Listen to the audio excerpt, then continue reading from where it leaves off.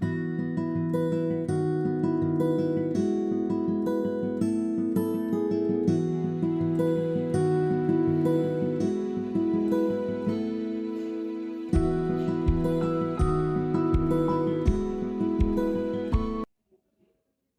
nay phải làm ca tối mà ngày mai lại có bài kiểm tra. Mình có nên xin nghỉ làm không nhỉ? Không được, tiền phòng tháng này lại tăng. Mình phải làm thêm để còn trang trải sinh hoạt phí. Đi làm về rồi học vẫn kịp mà.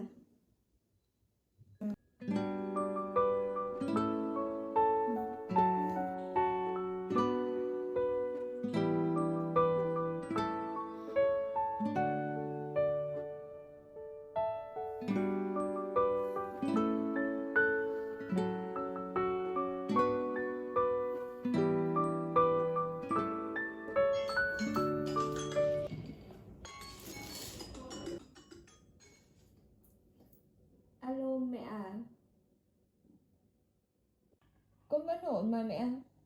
Chỉ là dạo này nhiều bài tập quá nên là con không có nhiều thời gian rảnh lắm ạ.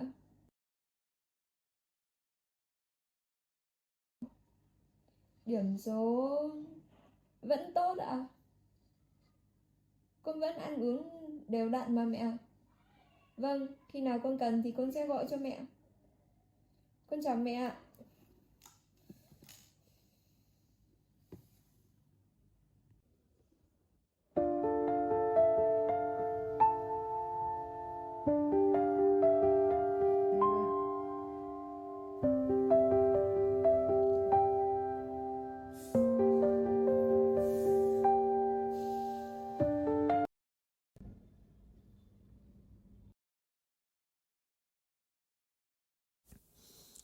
Alo Lan à? Nhà trường vừa gửi thông báo học vụ của con. Kỳ này trượt tận 3 môn như thế nào hả? Giải thích cái gì? Thôi đừng có lấy lý do nữa. Bố mẹ cho tiền ăn học chứ không phải để con trốn học đi làm. Hay là lại ăn chơi đàn đúi với bọn nào? Thế con có thấy việc mình làm mà đúng không? Con có nghĩ cho bố mẹ vất vả kiếm tiền nuôi con không? Sao ngày xưa con ngoan ngoãn chăm học bao nhiêu mà từ ngày xa nhà con đổ đốn vậy?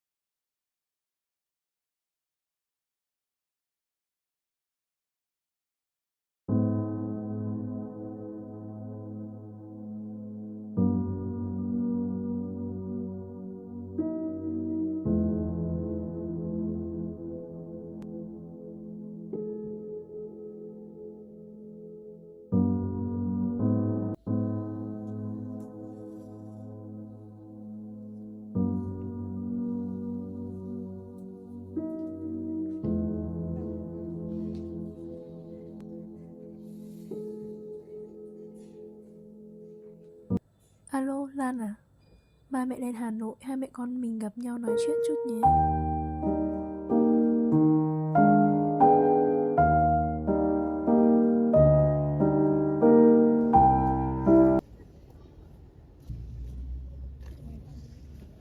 Dạo này con thế nào rồi? Dạo này con vẫn ổn. Thế tình hình học tập thế nào rồi con? Việc học tập vẫn bình thường.